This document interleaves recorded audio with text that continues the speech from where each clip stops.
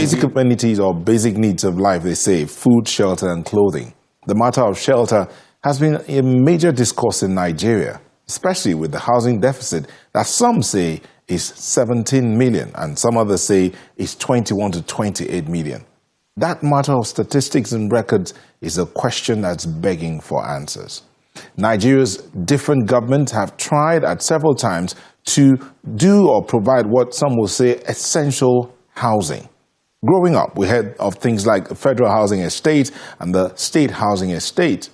But years down the line, when you hear conversations around these kind of estates, they are little or nowhere or far in between. What you hear are privately owned estates coming up here and there, and many of them far beyond the reach of many a Nigerian. Would the federal government and indeed the state government be able to do anything about the housing problem in Nigeria? Why are the houses overpriced? Is the land even available to construct these houses that are required by Nigerians? How many Nigerians can say they genuinely got a property based on their working or their earnings? These are questions, again, that are everywhere in the social space out there. So we had a conversation with someone who's been in the business of providing housing or housing funding for a while and just got promoted to see to the policies that will guide the provision of housing in Nigeria.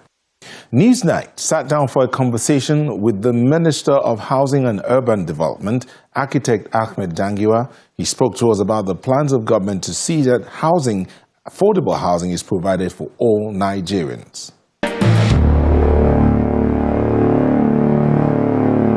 Architect Ahmed Dangiwa, thank you for speaking with us on Newsnight. Thank you. I don't know if to ask you, how has it been, considering that you just left the Federal Mortgage Bank to become the housing minister? So it's like you were graduated to this position. But let's start from there. How has the journey been so far? Well, as you rightly said, I've been promoted, I can say, from being an MD of Federal Mortgage Bank of Nigeria, which is an institution mandated to provide affordable mortgages for Nigerians, now into the Federal Ministry of Housing and Urban Development that give the policies of the whole housing sector for the nation. So this is a great promotion that God has given me by virtue of the President, who's deemed it fit to appoint me as the Minister of Housing and Development. So when I came on board, I found the place home. I found where I am, and I thank God for that, at least for bringing me where I know I can deliver my expertise as a housing finance expert who has been in the industry for some time. And for one who is also an architect, it's like round peg in a very round hole. Well, thank you. That's what they said. But you came into a system that is, for want of a better example, because we don't have enough statistics to say exactly what is miss or what is amiss. Yes. We hear 17 million deficit, some say it's 28 million, but you came into a sphere that is deficit. And there's so much to do. Yes. There are no houses. Yes. The ones that there are empty or overpriced. What is going on in the housing sector? Well, as you quite well said, that to even establish the real data of the housing deficit has become a problem for the nation. So it has been a very embarrassing situation sometimes, especially when you go to any in the fora where there are housing experts that are having some conferences. Every nation will state its own number of houses they are having, the affordable they are having, and even the deficit they are having. But as a nation, we couldn't even establish that. This is one problem that we met, to which we are now trying to see that we fix that problem. First of all, we have to establish the data, the reliable housing deficit data, or the reliable housing data. We have started collaborating with the National Population Commission because we realize that this is an agency that was tasked to do the National Population and Housing Census. So if they can do population census on one hand and do the housing census on the other hand, they can even tell you the household number of household for each unit. That will average you to know what are the houses that the country needs. And they have already counted the number of housing they are having. So a factor of that will give you the deficit that we are having. Okay. We're into that collaboration. We have established all the technical data that they need to do in order to do that. Secondly, as you said, there are a lot of issues that has to do with the affordable housing in the nation. You can have a lot of houses that are empty. Those houses that are empty, it shows to you that since there are people who need those houses, it means that the houses are not affordable to a certain categories of people. And we need to know that 80% of the population are in the bracket of the low and medium income earners. The high income earners are just 20%. So if you don't cater for that low and medium income earners, that housing deficit will continue to follow us. And if you don't build affordable housing for the nation, then you can never overcome the housing deficit that you're having. Again, yes. So now you're working with the Nigerian National Population Commission to sort out the data. Yes. But the construction of the housing itself, of the houses itself, is a problem. In that, for what, besides the inadequate funds that are available, inadequate and available funds, we'll get to that.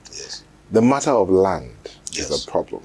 In our constitution, the land is held in store by the state government, not even the federal. So how is that even going to work out, to even say land is available or not available to even begin to build?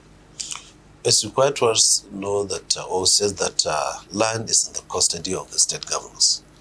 And without access to land, we won't have access to affordable housing. And if the land is costly, that will factor that the houses will be costly. And if the land is not accessible or easy to get, then you will not be able to even deliver the number of housing units that you need to have. So that's one thing which we have to address. And we have started addressing that in the sense that the houses that the federal government is going to construct, they must ensure that they reach out to the state governors to ensure that they have access to adequate land, accessible land, and enough to build the number of housing units that you need. Not only on the government side, even the private sector, they must be leveraged that kind of land that they need in order to build houses. If the state government didn't realize that giving affordable land to developers, estate developers, especially private sector, cheaper land, then it is going to factor into the population on their own citizens.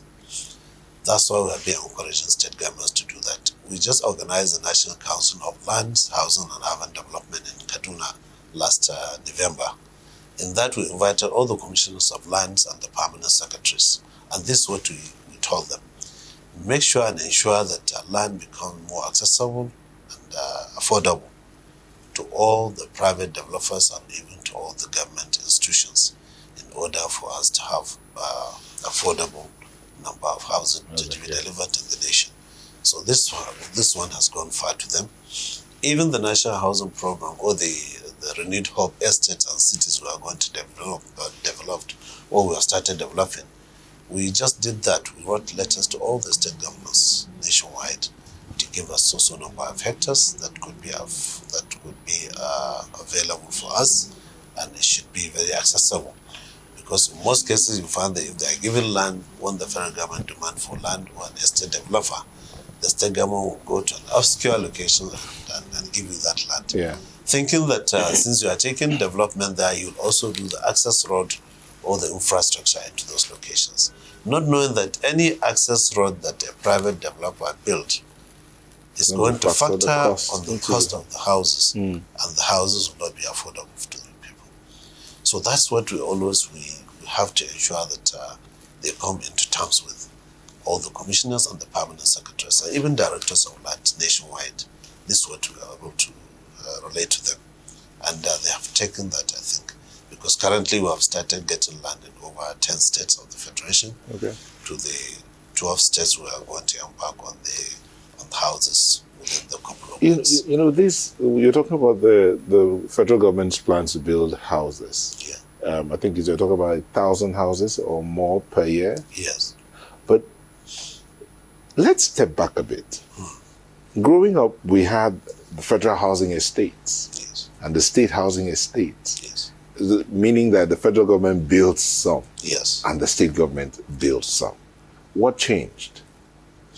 Well, there hasn't been any change so far, because the various state government have their own housing programs. Because I had one state that they have even awarded over 6,000 houses for their own state, just last week, Jigawa State. So every state has its own housing program to which they do, depending on the peculiarity of their citizens. The federal government has that mandate also to deliver both segments of the houses, the low, medium, and even the high income earners, for them to have that access to that. Under the federal government, we have other institutions from the Federal Ministry of Works and Housing, Federal Ministry of Housing. We have the Federal Housing Authority that is given that task. We have the Federal Mortgage of Nigeria that are giving construction finance. We have the Family Homes Fund that are into also social housing. So all this combined is what will reduce the housing deficit that we are talking about. Yes. Because, I asked that question seeing that recently it turns out that not many states are building houses anymore. Yeah. And then, as we said, when we started, I talked about where the houses are even available. Yeah. They are overpriced. There are developers everywhere building, but the houses are too costly. Sure. And there's no mortgage. Mortgage, even the federal mortgage banks are supposed to be giving out low interest loans for housing. It's not giving out as much as it should. And there are some who allege that the mortgage bank is even corruption ridden. So you come in, you get a house, but at the end of the day, you're told your principal, our interest is this, when from your own calculation, it's much lower. Yeah. All of this points to a huge task before you. Sure. And your ministry. You've talked about how to get data. You even mentioned working with the state governments for land. Yeah. But what about financing? Well, as you quite well know, the housing is a capital-intensive sector that needs a lot of funding. And the funding starts from the cost of the land.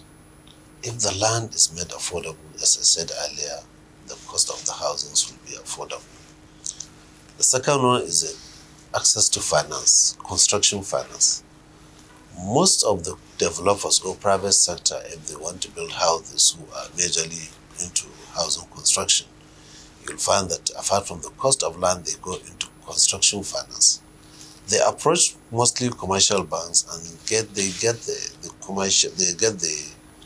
the funding at a very high interest rate. Two-digit interest rate. Two-digit interest rate. And they get it on short term.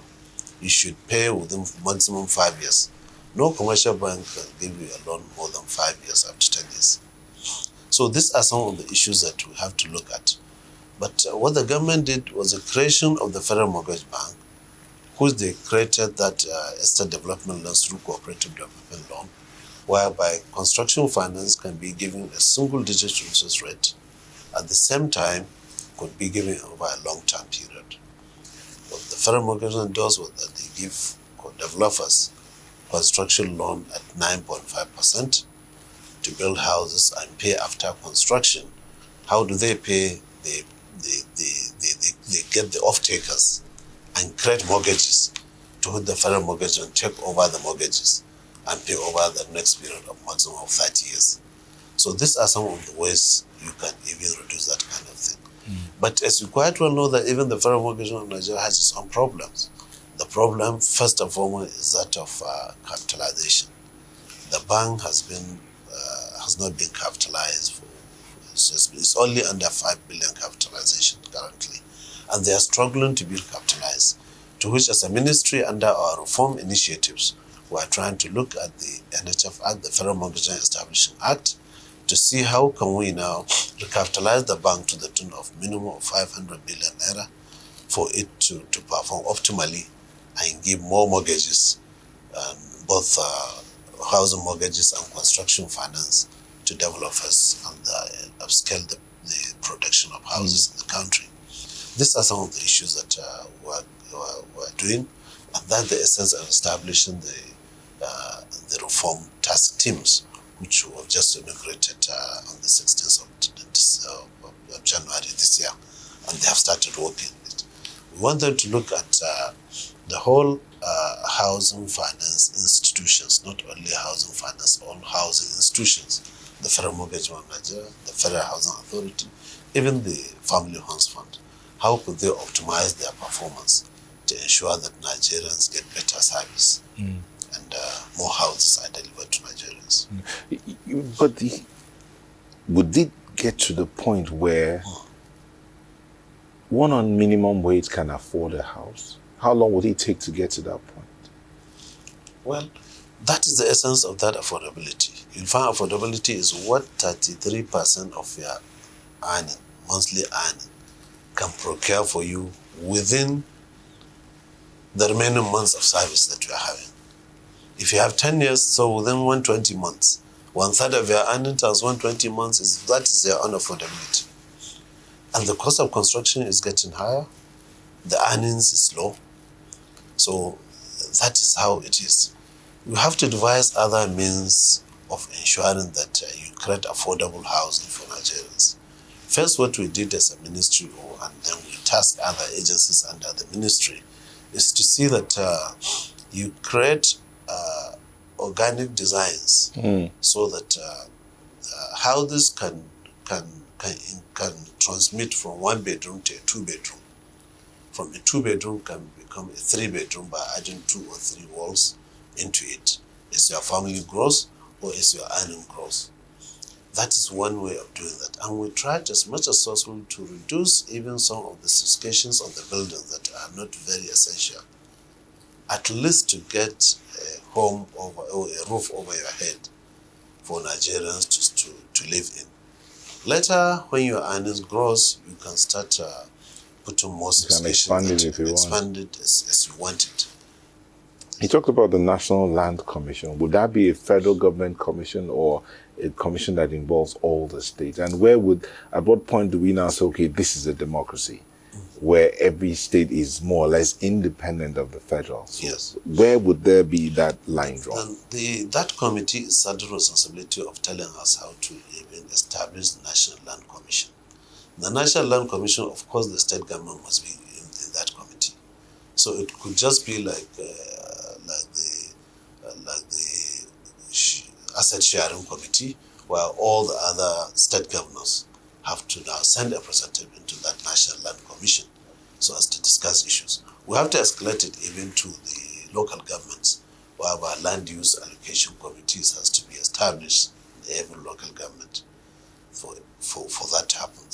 So that's the essence of that. Without establishing the National Land Commission, National Land Use Act will never work properly, because that is what will operationalize the use of the National Land Use Act. National Land Commission. So how would that take care of the matter of land grabbing? Would that also be resolved with this? Quite well, it will be resolved, because land grabbing is a matter of, that's what brings a lot of conflict in land administration in most of the localities.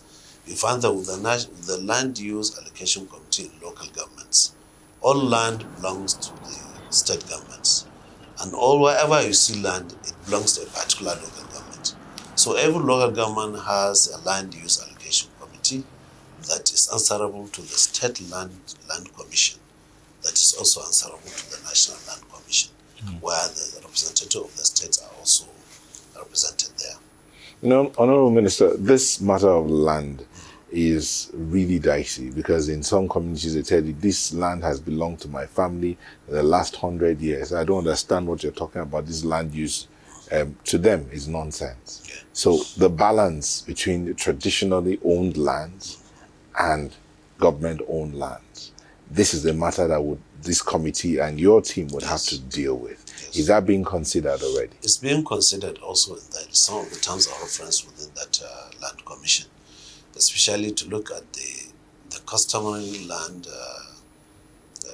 Currently we have customary land certificate of occupancies, whereby the traditional institutions also issue land And in most of the cases, it's even considered as a legal tender when you come to the banks or any other institution where you have to tender it for planning approval purposes and other things.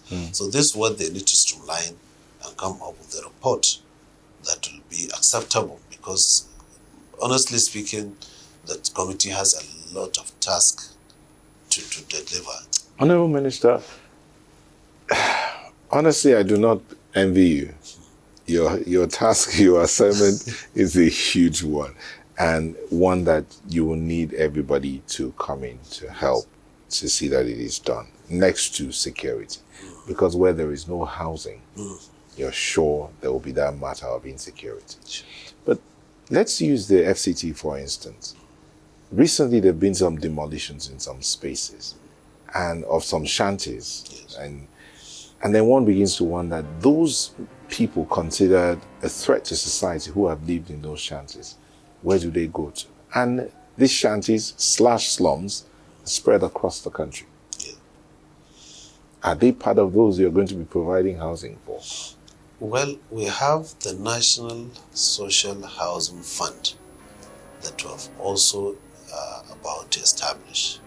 The National Social Housing Fund is a fund that will see to the provision of houses to the low income, the underprivileged, and even the vulnerables, to see that they are provided with basic shelter that they need. It could be free, because as soon as you say somebody is vulnerable or underprivileged or he has no income, you don't need to demand for anything from him. We have already carved out a framework to establish that National Social Housing Fund is being undertaken. We have engaged a consultant who is looking into it, and he will soon come and make a presentation to us. The task we gave that consultant is to come up with a framework for establishing the National Social Housing Fund, to tell us how the government is going to source the funding. Quite well, it can source funding from various avenues. One of it could be the profit after tax of some of the low-hanging fruits we have found that we can be able to get, like the pension reform, pension investments that they have, that we're having currently. And we intend to find a way of even getting donor agencies from donations from the individual Nigerians. Because if you take 20 million Nigerians, if they can donate 3,000 naira monthly for 10 months, that's 30,000. That's 20 million Nigerians. We are going to have 600 billion naira. That 600 billion naira will build 100 houses in 774 local governments at the cost of 8 million naira. So it's a matter of the will of the government to do that. So this is what we are now trying to see, that we frame that. You think it's difficult, but it may not be difficult for you, for me, for other individuals to donate just 3,000 naira monthly for 10 months. You can decide to even give 30,000 naira today, and then nothing happens to you. So by the time we get the aggregate of the 30,000 naira for a minimum of 20 million Nigerians who can be able to do that, in order to cater for certain categories of people who doesn't have a home, 77,400 Nigerians. Because when we have 100 houses in 774, you have 77,400 houses that you build 8 million naira houses for that. We've already done the designs. We've costed it. We are now waiting for the consultant to finish bringing up with that. This donation for individual is just one out of many other ways. Actually, Dankiwa, this matter of housing again, we'll just step back again to the land use matter. The committee or task team you set up to look at reviewing the Land Use Act has been in existence. Before you came, there was a committee to review the last 14 years. Yes. They've not been able to do anything. What's the guarantee that within this period, I mean, you've just started work, you're barely 8 months. Mm-hmm. What's the guarantee that they're going to be able to achieve anything? Even the last 14 years, that committee couldn't do jack, or couldn't get any results as regards, any tangible results as regards reforming or reviewing the Land Use Act? As the Minister of Housing, okay, I invited them. We sat down, we discussed. They tabled all the recommendations they have gotten. And they were just eager for this kind of engagement, for us to do that. The National Land Commission, they have already drawn up the framework for establishing the National Land Commission, in that their own report. So this committee, the task team that we are putting, is just putting the dots on the i's, and that's to come up with it. They are part of this land reform team that we have set up. Together with them, they will come up with a more elaborate land reform submission that we'll look into. And then that will go into the land reform, that establishment of the land reform, National Land Commission, that will now translate the Land Use Act that we've said. And the most important thing is the engagement with the major stakeholders, who are the state governors and the traditional institutions. This we have started, and we are going to embark on that. The Land Use Reform Committee, yes. And you said they've done a lot of work in the last 14 years. It was just the political will to bring forth that work and see toward the implementation of it. Fantastic. It's a good thing. Yeah. And it will be good for Nigerians. I mean, for many who seem not to be able to afford houses. Yes. I'll give you a case in point. Many houses in the Federal Capital Territory are empty. Sure. Either the rent are too high, or the cost of selling is way up there, and people can't afford it. Yet there are people in this Abuja who are squatting or occupying some of these houses illegally. Is the ministry going to do anything about this? I mean, they said charity begins at home. So let's start from where you are. Well, what we have observed that there are a lot of empty houses that some developers or rich men have built, and they left them empty. They cannot bring down the cost of those houses down. At the same time, the government is losing the tenement rate that they can charge them from. So we have set up a committee that they look into those empty houses, identify the owners of those houses, and then we'll start charging them triple of their tenement rates in order to entice them to go back and then give them out at least a minimum amount that Nigerians can afford to even enter the houses. Because you cannot build houses without knowing whom you are building it for. If you build it for high-income earners, don't identify the high-income earners before you build. So that once you finish, you put it to use, and government will start, Nigeria will be better for it, so that at least some revenue will be coming into the government. So that committee has started working, and we will soon have that report. I'm sure you know that committee is not working in isolation of the FCT. No, we are not going to work with isolation with FCT. First, they are going now to identify those houses.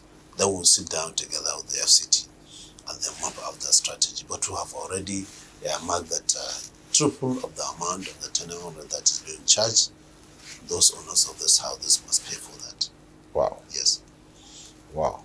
Are you sure they will not transfer that triple amount of tenement to whoever is buying the house on that? Well, the most important, they should either sell them to be put to use, or they should rent them out to be and then rent them so that the person who's renting it is now the one paying that triple. No, once you put a rent, you will normally charge you that triple amount. Okay. So it will come back to the normal rate. We are charging for those empty houses that were deliberately left empty by the owners. Yes. But you also talked about the, what you call it, a renewed hope housing program. Aiming to build about 50,000 houses per annum. Yes. Interesting. How? 50,000 houses. What's the timeline? Let's start from the timeline. At what point are we going to see these houses? This year, 2024, for instance, are we going to see 50,000 houses emerge? This year we may not see up to 50,000 houses because the committee set up multi-agency delivery team. That committee of experts headed by one Brigadier General PMO Rees. He's a retired general, and he worked as the chairman of the Federal Housing Authority at one time. So we want to see how to optimize all the federal housing agencies that are under the ministry to see how they can optimize their own performance. You'll find that once an agency, most of the agencies, they will start thinking of funding directly from the government.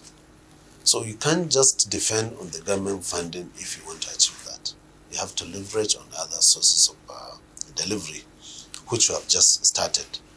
The first task we are going to do is the 20,000 houses this year, which we intend to do, and then which will upscale it to 50,000 by next year, to ensure that by then the committee has even come up with more framework of doing that. But the most important thing that we want to see that we create renewed hope cities in each of the 6 geopolitical zones of the country, one in each geopolitical zone of the country. And we also create renewed hope estates in the remaining 30 states of the Federation. And through the supplementary budget of this year, we have awarded in 13 states of the Federation currently, which they are about to start even by next week, construction of these houses, 250 in the 13 states of the Federation. We have also leveraged private partnership with other private developers, to which we create the enabling environment for them to raise funding and ensure that they build. One of the developers, which is a consortium of developers, is about to commence construction of 3,112 houses. By 8th of February, Mr. President is going to do a groundbreaking for that. It's the first groundbreaking of the renewed hope. Where would that be? Here in Abuja, in Karsana. Okay. While in other 13 states of the Federation, we are doing groundbreaking of 250 housing units in those 13 states. This is only on the 2023 supplementary budget, to which has been awarded. On the 2024 budget, which is about to be rolled out, we are going to take another set of states to start those kind of houses nationwide. We are also now leveraging, because we have signed an MOU with one of the private developers to deliver 100,000 houses in the country, 20,000 Abuja and 80,000 nationwide. This all they needed is the enabling environment for them to thrive, in order for them to upscale their own performance, get access to funding, cheaper access to funding, and then for them to deliver. One of it, the federal mortgage bank is also funding 2,500 houses in Lagos, also as one of the renewed hope cities, with one of the developers to also construct houses for Nigerians. The delivery factor is on different categories. We have the affordable houses for the low and medium income earners. We have the high income earners, to which we are now leveraging on the private sector to come in. Because for a private developer to come in, he has to raise money at a high interest rate or at a high cost. And that is why we want to encourage them to raise that kind of funding. But within the funding, there should be cross-subsidy, whereby some number of houses, a percentage of minimum of 20% of those houses should be cross-subsidized, at least for the low and medium income earners, to have access to those type of houses within the cluster of the high income houses to which you are having. Okay. And that one has started, and we are about to do the groundbreaking in Lagos, and developers have gotten funding for that. Yeah. But when you hear of government building houses, there is that matter of quality. Yeah. If you go to some of the houses that were built in the FCT, for instance, government-owned houses or developers built houses, if you go there, you find out that you touch the wall, you see it's scaling. These are new houses. Yeah. And then after a while, you see watermarks, meaning that the pipes inside are breaking, Yes. or the water is seeping in. Substandard materials were used and all of that. Thankfully, we're not getting too much of collapses. Yes. But is this also going to be checked? And before you even look at the new houses, what about the old houses, the federal housing estates in the FCT, for instance, that have this default or this fault? Are those going to be looked at to say, okay, either you're bringing down to rebuild or repair? Well, at the moment, I think majority of those houses have been sold are due to the monetization policy of the 2007 to the former president did. And most of the houses now, they are being owned by the public.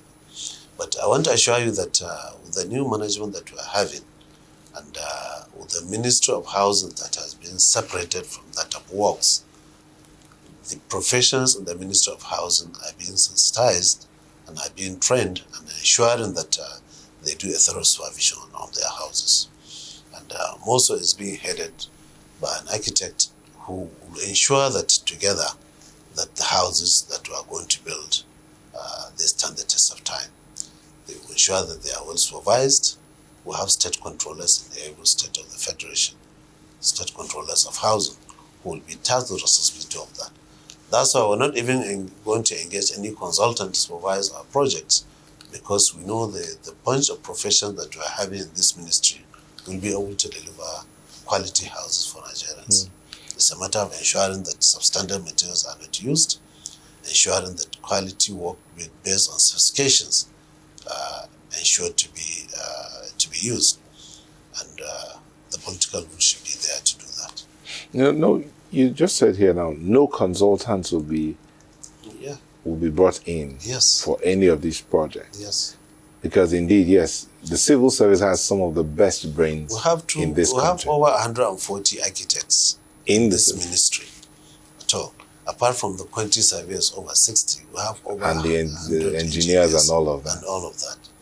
That's why when we came on board, we tasked them to produce most affordable housing that we can have for Nigerians. And that's what they brought out. So if they are tasked to do certain things, they can be able to deliver. And that's what you're able to do. But you said something earlier about getting a consultant to, I want to get that. Something to about do the National Social Housing Fund. Yes. Yes. Why are you getting a consultant? Because you still pay the consultant and you're looking for money. No, that is not a build professional consultant. This is a management consultant who will come up with a framework for establishing the National Social Housing Fund, even drafting the bill that we are going to take to the National Assembly to establish the National Social Housing Fund for use by Nigerians. And when you brought it together, we subjected to scrutiny before we implement it. So there's nobody in the ministry that can do that, or not? No, you don't have a team in the ministry. We have already drawn out the basic framework, but we want him to look at it in a larger, broader perspective to see what is workable and what's not workable, especially in the outside, because we are going to involve major stakeholders. And you're not going to pay him? We are going to pay him. Is he going to be paid from the fund, maybe 1% or 0.001? That is from the budgetary allocations. Will do that. Yes, and it's allowed for you to do that. Okay. Get a consultant drafts a policy for you to implement. Interesting is also the fact that all of these things you mentioned it. They are all cost effective. So we're looking for how to reduce costs to the barest minimum. We talked about the quality of the houses, and you said the ministries, architects, engineers are going to be quantity surveyors are going to be involved in ensuring the quality of these houses. What about the Nigerians? How well are Nigerians informed of all of this? I mean, there was this time, I think it was under the Goodluck Jonathan's administration, where they did mortgage refinancing. And then some people go to a mortgage bank, always where someone like awarded certain criteria, and then you go, they said, okay, you're getting this money. How does all of this work? How would Nigerians even begin to access some of these facilities that you're coming up with in order to afford those houses? Well, as you said, Nigerians need to be informed. That is the essence of the National Council on Housing that we did.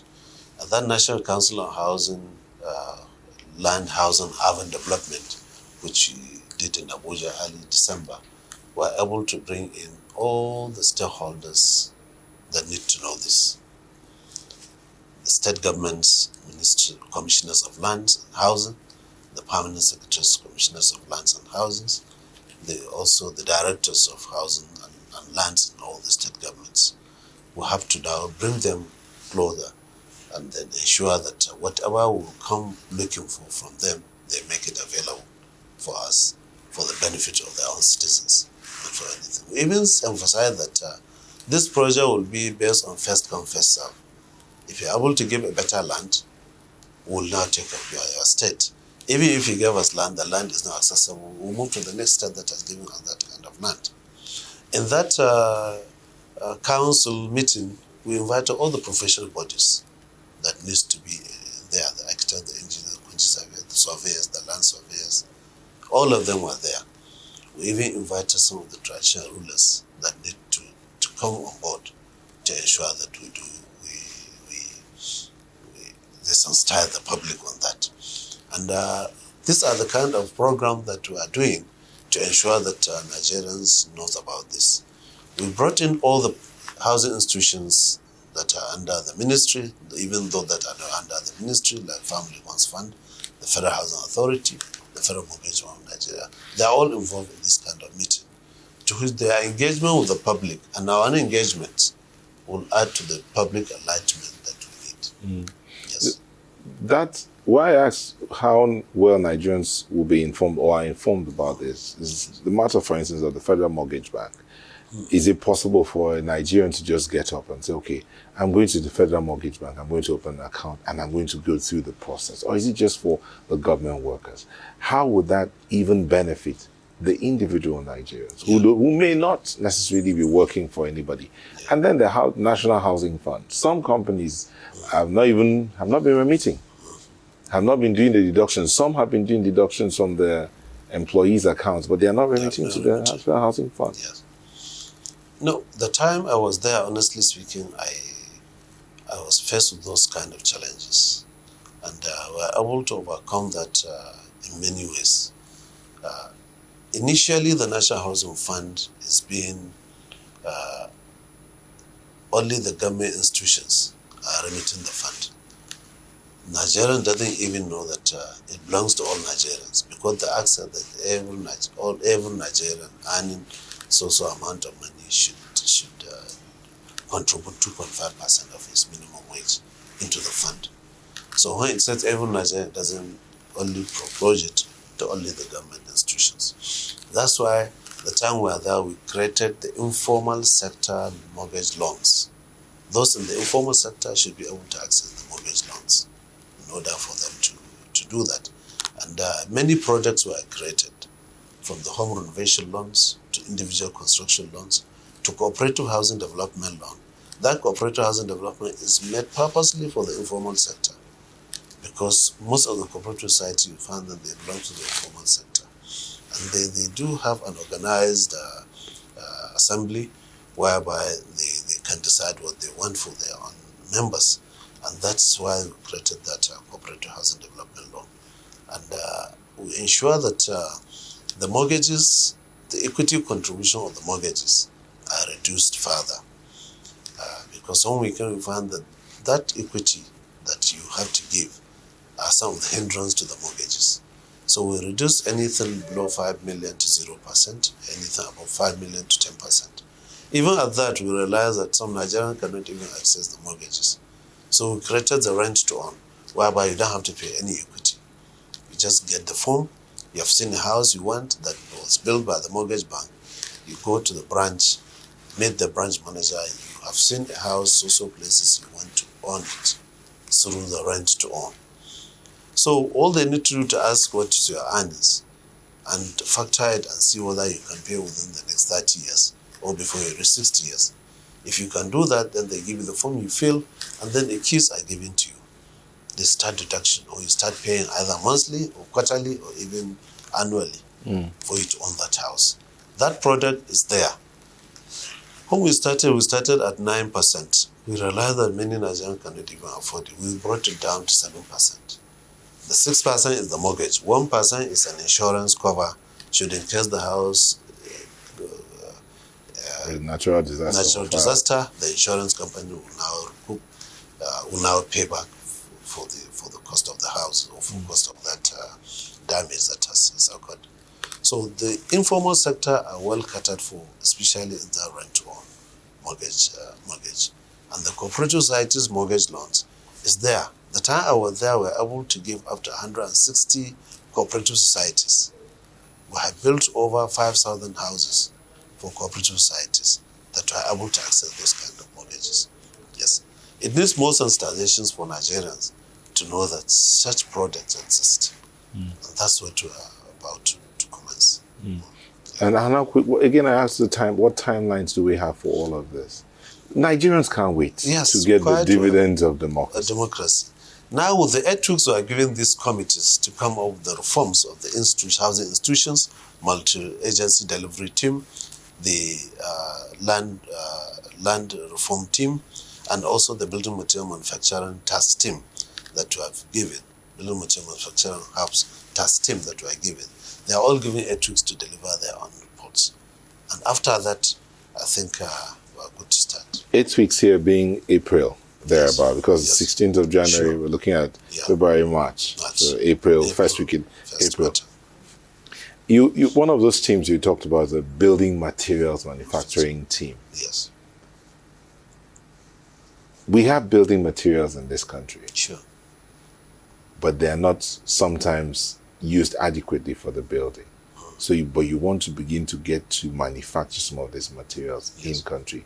You think that will make any difference? Well, it's going to make quite well, because that committee were given the task to look at why the building materials manufacturers not performing optimally, and how do the government assist them to perform optimally. What about those selling the materials, the building materials? Are they also part of this focus? They are part of the focus, but the materials, we want to first of all start producing the building materials here in the nation in order to reduce the cost of importation, to create jobs for Nigerians, and to ensure that the materials are cheaper.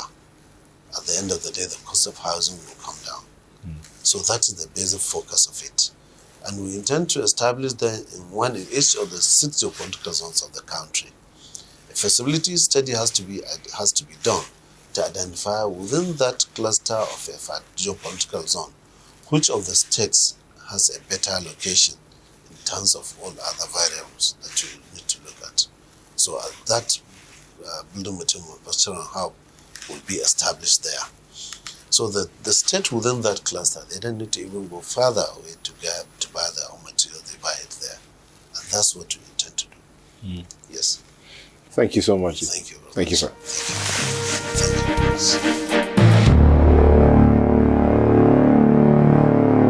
Oh, well, there the show has to end today. We want to thank you for letting us come into your space. This conversation has been quite an exciting one, and we'd like to get your feedback. The handles are showing right there on your screen. Send us a mail, send us an X, or tweet, as the case may be. But also know this, you can catch up with this conversation and other conversations we've had via our website. It's channelstv.com/podcast to get started.